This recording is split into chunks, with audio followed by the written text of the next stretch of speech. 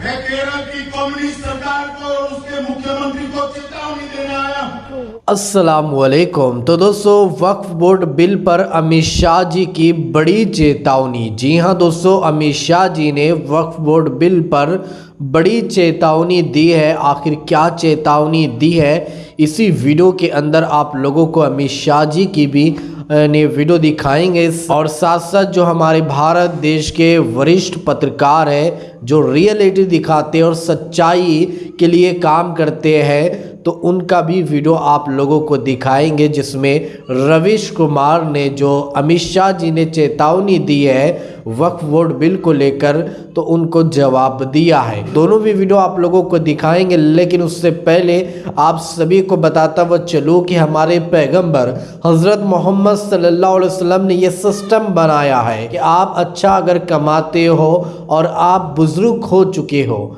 और आपके पास प्रॉपर्टी हो, जायदाद हो या ज़मीन वगैरह हो, तो आप ये प्रॉपर्टी, ये ज़मीन जो है यानी वक्फ बोर्ड को दे सकते हो। वक्फ बोर्ड क्या करता है, वक्फ बोर्ड उसी ज़मीन पर या तो यतीम खाना बनाया जाता है या फिर मदरसा या मस्जिद की तामीर की जाती है, या कब्रिस्तान के लिए वो ज़मीन दी जाती है, या ईदगाहों के लिए वो ज़मीन दी जाती है। लेकिन हमारे देश के अंदर ऐसा कानून लाया जा रहा है कि मुसलमानों के जितने भी संपत्ति है, जितने भी वक्फ की हुई ज़मीन है, उनको अचीट लिया जाए, उनको अपने कब्ज़े में लिया जाए और मुसलमानों को कंगाल किया जाए। बस यही इन लोगों का मकसद है। आइए दोस्तों, सबसे पहले रवीश कुमार जी की ये वीडियो देखते हैं, फिर आगे हम आपसे बात करते हैं। संशोधन बिल को संसद की संयुक्त संसदीय समिति में भेज दिया गया है।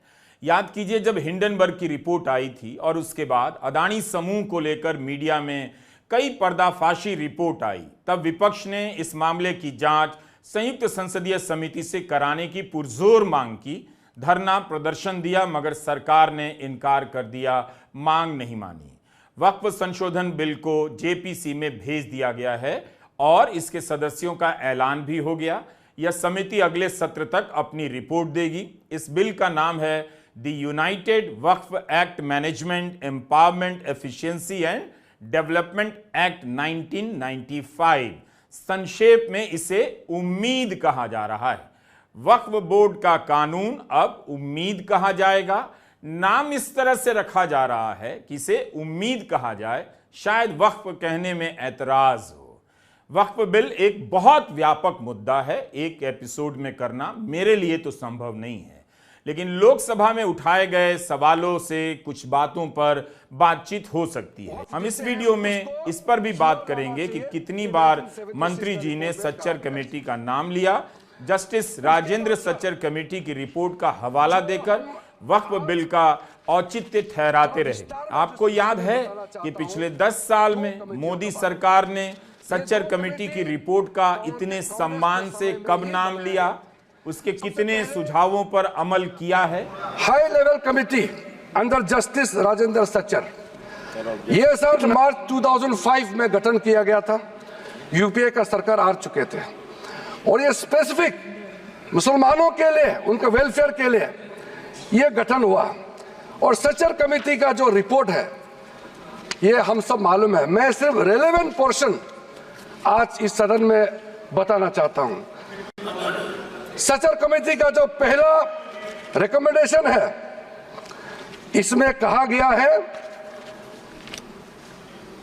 एनुअल इनकम जितना वक्फ बोर्ड का प्रॉपर्टीज है, 4.9 लाख रजिस्टर्ड वक्फ प्रॉपर्टीज, ये सिर्फ 163 करोड़ ही आमदनी जनरेट होता है। ये किसी भी रूप से जस्टिफाई नहीं किया जा सकता है और इसको एफिशिएंट तरीके से, मार्केट तरीके से, जिस तरीके से मैनेज होना चाहिए सारा वक्फ प्रॉपर्टी को, अगर सही माने में उस समय उन्होंने कहा, उस सच्चर कमेटी ने, तो उस समय 12,000 करोड़ रुपया पर एनम मिलता है। रिजिजू ने सच्चर कमेटी की रिपोर्ट का हवाला दिया।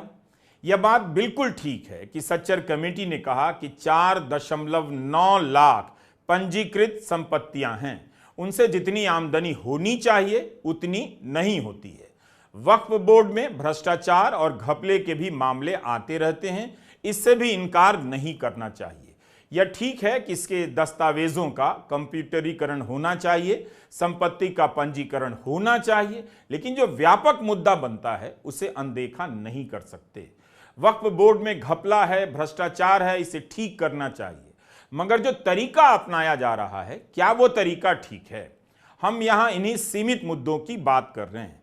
सरकार ने दलील दी कि वक्फ के पास लाखों एकड़ की जमीन है, तो फिर उसकी आमदनी उतनी क्यों नहीं हो रही है जितनी होनी चाहिए? वक्फ की जमीन पर केवल माफिया का कब्जा नहीं है, सरकारों का भी है। एक सरकार नहीं, कई राज्य सरकारों का।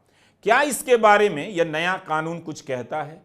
केंद्र से लेकर राज्य सरकारों ने वक्फ की जमीन पर अपने दफ्तर तक बना लिए, वक्फ की इजाजत के बिना उसे प्राइवेट पार्टी को लीज पर दिया। कानून में कहा गया है, और इस्लामी कानून भी यही कहता है कि आप जिस जमीन के मालिक नहीं हैं उस जमीन को वक्फ नहीं कर सकते। ऐसे कितने लोगों ने किया होगा? फिर वक्फ की जमीन की मालिक सरकार क्यों बन जाती है? यह किस कानून के तहत बन जाती है? सच्चर कमेटी की रिपोर्ट का एक हिस्सा हम आपको पढ़कर सुनाना चाहते हैं।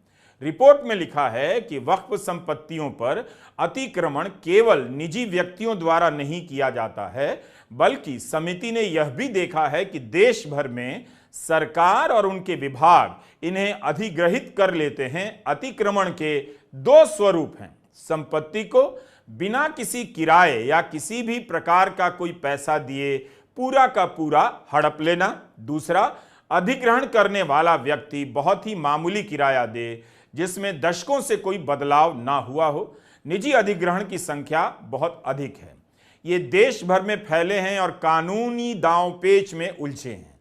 यह देखा गया है कि प्रादेशिक और सरकारी विभागों के रवैये के कारण उन कल्याणकारी उद्देश्यों का बड़े स्तर पर पतन हो रहा है जिनके लिए वक्फों का निर्माण किया गया था।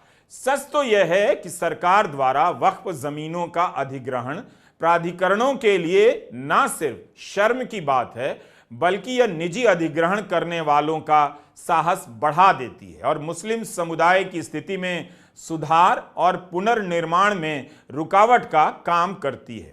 सच्चर कमेटी की रिपोर्ट में लिखा है कि 1976 में प्रधानमंत्री इंदिरा गांधी ने सभी मुख्यमंत्रियों को पत्र लिखा था कि वक्फ की जमीन खाली कर दें या बाजार की दर से उन्हें किराया दें। इसके बाद से किसी प्रधानमंत्री ने ऐसा नहीं किया।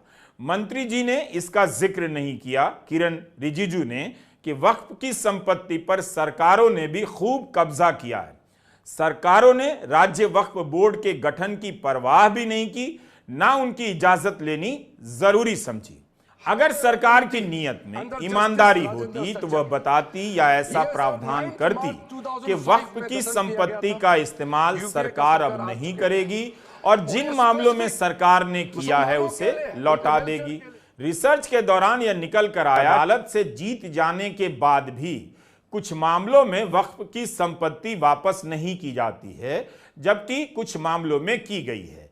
यह जो बताया जा रहा है कि वक्फ बोर्ड मुकदमेबाजी में फंसा है, तो उसका एक बड़ा कारण खुद सरकार भी है। एक और कारण है archaeological survey of India ASI, जिसने कई जगहों पर संरक्षण के आधार पर मस्जिदों और दरगाहों की जमीनों का अधिग्रहण किया है। इसे लेकर भी तमाम वक्फ बोर्ड कोर्ट गए हैं और जाहिर है मुकदमों की संख्या इन वजहों से भी ज्यादा होती होगी। सर, टोटल केस ट्राइब्यूनल्स के अंदर में 12,792 केसेस आज वक्फ बोर्ड्स में पेंडिंग है। 19,207 ट्राइब्यूनल्स में पेंडिंग है। क्यों इसको हम लोग डिस्पोज नहीं कर सकते हैं? क्या आप चाहते हैं कि ऐसे ही पड़े रहे? आप सोचिए सर। इसलिए सर टाइमलाइन हमारे लिए बहुत जरूरी है। न्याय मिलना चाहिए, लेकिन समय पे न्याय मिलना चाहिए। क्या मोदी सरकार ने 10 साल में ऐसा कुछ भी किया कि सरकार अपने अधिग्रहण को, अपने कब्जे को वापस ले और वक्फ की जमीन लौटा दे? तो मंत्री किरण रिजिजू जी को बता देना चाहिए।